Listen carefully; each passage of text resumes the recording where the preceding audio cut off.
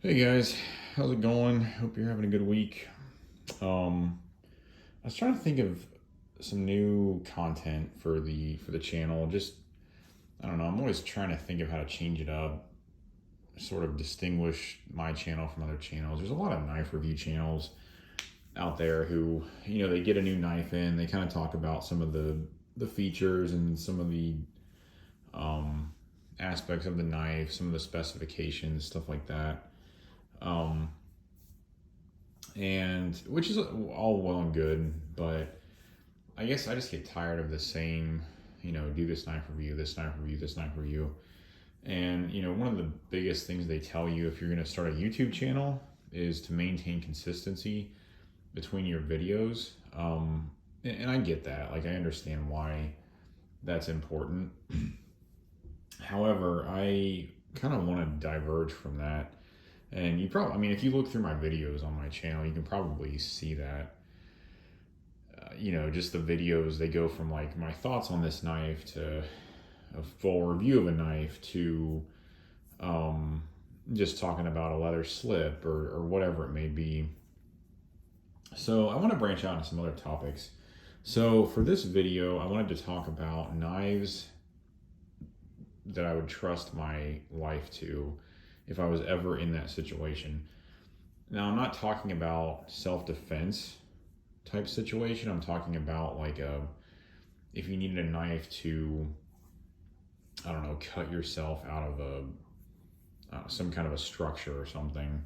If it's the only thing you had and you had to get yourself out of whatever it was.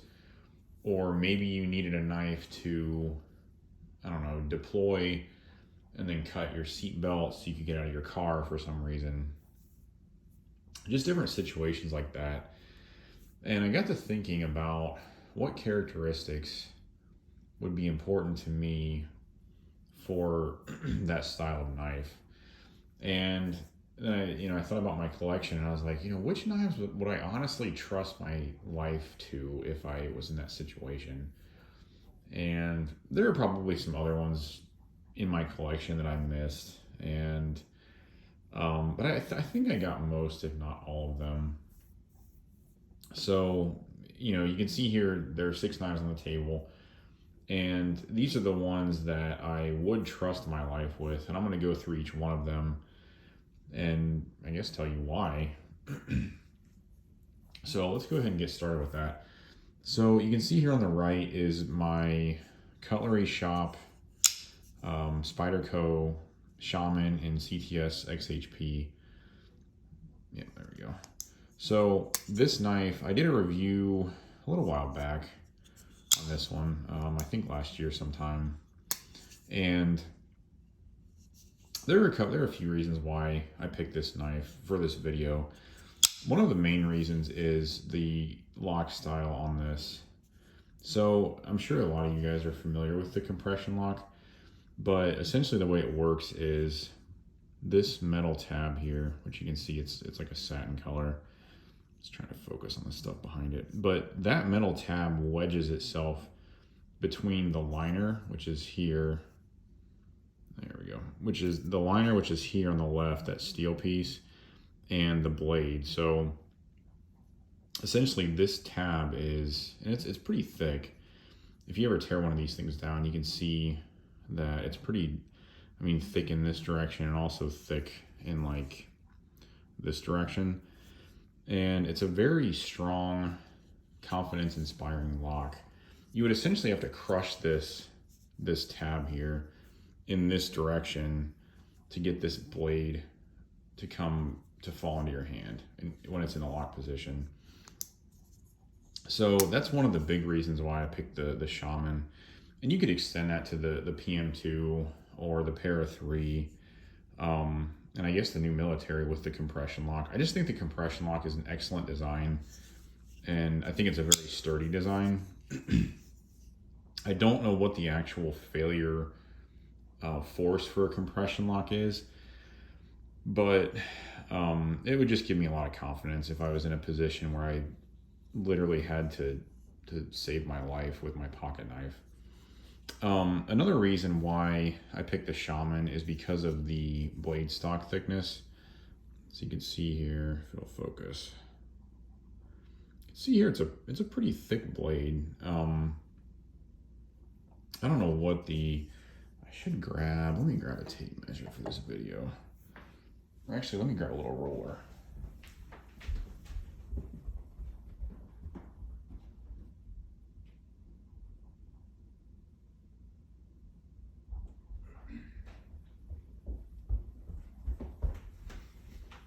All right, sorry about that. I need to be a little more prepared for these. So this is actually in millimeters, because this is what I used to work with when I was at Honda. You can see here, the blade thickness is almost 4 millimeters, which is pretty thick. So, you know, in a situation where you're trying to break glass or, I don't know, cut through metal or whatever, I would want a blade that's not thin. I wouldn't want to worry about something snapping if I was doing something like that. And, you know, God forbid you ever get into a situation like this, but it's still an interesting thought rabbit hole to go down. So yeah, so that's the Spyderco Shaman, and those are the main reasons that I would pick this knife if I was in a situation, if I was in a life-threatening situation. The second one here, and I don't even know the full name of this knife. I think it's on the blade here. CRKT likes to do a lot of printing on their blades. I'm just gonna call it the M16. And there are a couple of reasons why I would choose this knife, or I would hope that I had this knife if I was in a life-threatening situation. So number one is the lockup. So typically I wouldn't pick a liner lock because I've seen where those can fail, especially if they're not designed well or the metal that's locking the knife out is weak. So typically I would not pick a liner lock. However, with this one, it actually has this, it has this liner lock here, which you can see, but then it also has that little piece of metal in there. Let me grab this guy and kind of point at it. It has this little piece of metal right there that comes between the liner and the scale side. So if I try to disengage this, it will not disengage because that piece of metal is lodged in there. And that's controlled with this little like tab here. So you pull this back, and if I pull it back, you can see that little piece of metal will retreat into the pivot area, and then I can disengage this lock. So the disadvantage to this type of setup is this knife is very difficult to close with one hand. If you want to do it, you can kind of finagle this little lever down with your middle finger, and then you can push the liner over with your thumb, and then you can push the blade toward the closed position with your index finger. So a little bit complex, but it makes for a very safe, again, confidence-inspiring lockup. So that's one reason I would pick this one. The other one is these serrations on the blade. I don't know what the steel of this on this knife is. Probably AUS 8 or something. CRKT tends to use pretty crappy steels. However, these serrations would be excellent if you have to cut a seat belt, basically any type of fabric. They would just rip through it with ease. I think I cut a water bottle with this thing, and it just destroyed the thing. I mean, it was amazing. These are designed by, I can't remember the guy's first name, but they're called VEF serrations. That's the guy's last name. So it's just sort of his design for the serrations, but yeah, they're pretty wicked. So those are the main reasons I would pick this knife. And I guess maybe an additional point would be these flipper tabs are huge. So if I'm reaching for something and I need to deploy it quickly, these are huge, and would allow me to deploy this very quickly. I wouldn't be fumbling around, and I definitely wouldn't get it confused for anything else. So that's why I would pick that one. The third one over, of course, most of you guys probably recognize. This is a Hinderer XM18 3.5 inch, and this knife probably doesn't really need any introductions or or much of anything. Probably don't even really need to know why I would pick this, but you know, maybe you're not familiar with this, so I'll go ahead and explain.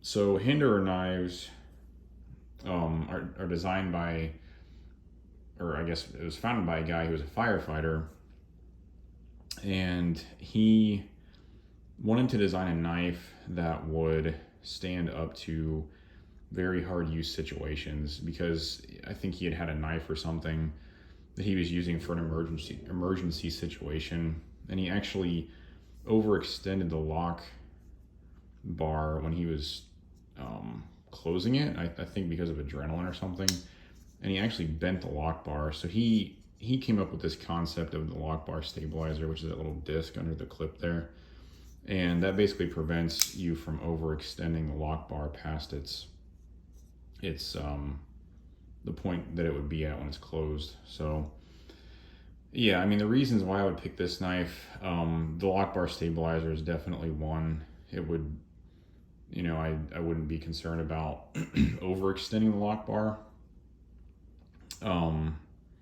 You know, it has the lock bar, the steel lock bar insert there, which guarantees better lock wear. It wouldn't wear as quickly than if it was titanium. Additionally, like with the CRKT, this one has a huge flipper tab. So if I need to reach in the pocket quickly and grab the knife and deploy it, I'm going to know exactly where the flipper tab is and what it feels like. And it's just going to make it easy to recognize what I have in my hand.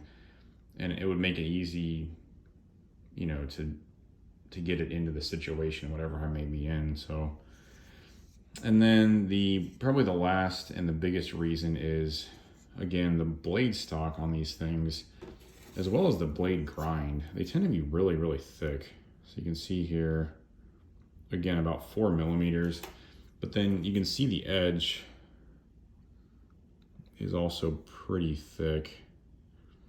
I was doing a little research on these when I bought my Wicked Edge, and I think they grind the edges at about 20 degrees, which is a pretty stout grind. And Rick Hinderer, who founded the company, that was sort of his direction, because it's, you know, they're designed to be hard use knives. So those are the reasons why I would pick the Hinderer if I was in a situation like that. The fourth one here is my custom Skyk Pocket Monster with the crosses on the handle. I haven't seen this one in a while. I did do a video on this a while back. Don't think it got too many views, and I think it's just because of YouTube's algorithm and stuff. For some reason, custom knives just don't really seem to get a lot of views, but that's okay. So this one is by a company called Skyk, and the guy primarily takes orders through his Instagram. I think he may have a website, but yeah, if you just search Skyk Custom Knives, you'll find him on Instagram. This is completely in the overbuilt, just crazy thick ethos, crazy hard use. And, you know, that's the reason why I would pick it if I was in one of these situations. So if you look at this thing, I mean, just even look at the screws on the handle. So like the clip screws here are huge. I think, man, I should have grabbed my set. I think those are I don't know. They're bigger than T10, I'm pretty sure. But you can see they're huge. Same here with the pivot screw. And yeah, I think so. The Shaman, I think, is a T8 or T10 at the pivot. You can kind of see they may be T10s, but either way, super overbuilt. And then you can see how thick these titanium scales are. So yeah, there isn't an insert here at the lock bar, but it's super thick. So like you can compare the Skyk here. I'm gonna try to hold this open to compare it to the Hinderer. I mean, you can sort of see it there. I mean, look how thick the Skyk is, even compared to the Hinderer, which is also known to be an overbuilt hard use knife.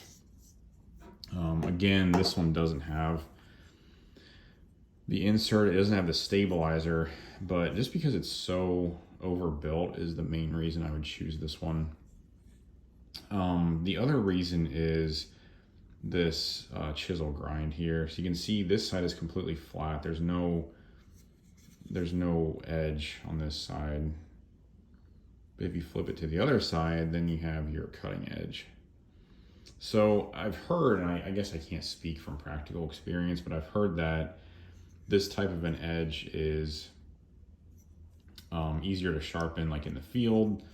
And I've also seen it primarily on, I guess, Emerson knives, but it's on like knives that are supposed to be very hard use, quote unquote.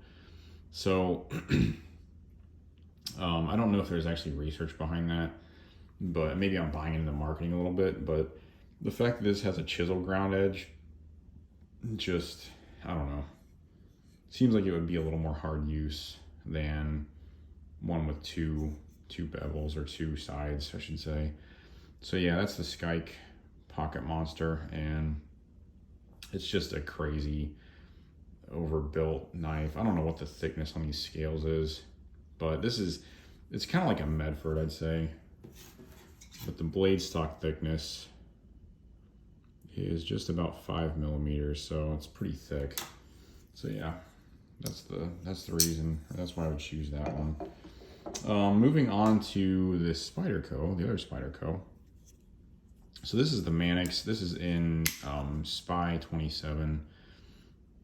I didn't pick this, for the steel in particular. I just picked it because of the Mannix design. So number one, the Mannix is probably the most ergonomically, the Mannix has probably the best ergonomics I've felt on any knife. And that's typical territory with Spydercos. They just tend to be very ergonomically sound. And the Mannix is one of their best knives, if not their best. You can either hold it like this with your 4 fingers, more toward the back of the handle. And I have pretty big hands, so I can get a full 4-finger grip. And then they have the nice jimping up here for your thumb. Or you can choke up and move your index finger to this choil here, this finger choil. So a couple of grip styles for the Mannix. So that's one main reason. I'm pulling out of my pocket. I'm in an emergency situation. I need to grab it fast and be able to get a good hold on it. And this just has very strong ergonomics, and it's very easy to kind of find the place for your hand with this knife. The Hinderer is the same way, so I should have mentioned that for the Hinderer as well. The other reason is this ball bearing lock. So this is sort of like an Axis style lock.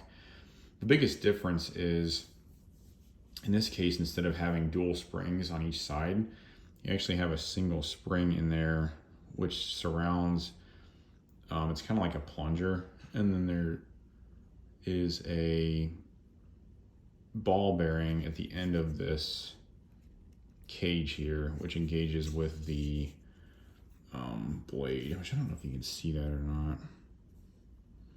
Let's see if I can not cut myself on camera. It's kind of hard to see, but the blade you can see sort of rotating there. And yeah, there's a little ball bearing in there that engages when the blade's fully open. So you can see the flat. And then when I open it fully, it'll extend. Probably one of the strongest locks on the market. So yeah, it's just a very, as I've said with the compression lock, just a very confidence-inspiring lock on the Mannix, along with great ergonomics. The only difference is, if I had a Mannix, I'd probably pick one with stronger scales, titanium or copper.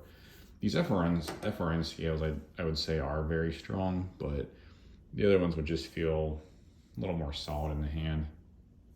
And then the final one here is this Hogue EXA01.